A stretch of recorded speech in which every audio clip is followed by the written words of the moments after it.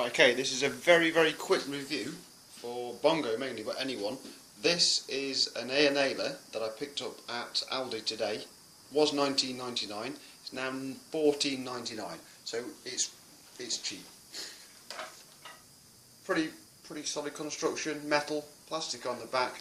This is a piece of English oak, and I say sorry about the light, it's late. English oak.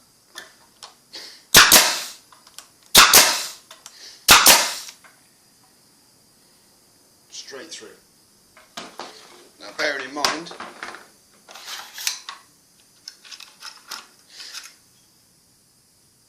.50mm nails, 18 gauge, so they'll do the do, and that's running off a little old 50 litre air compressor.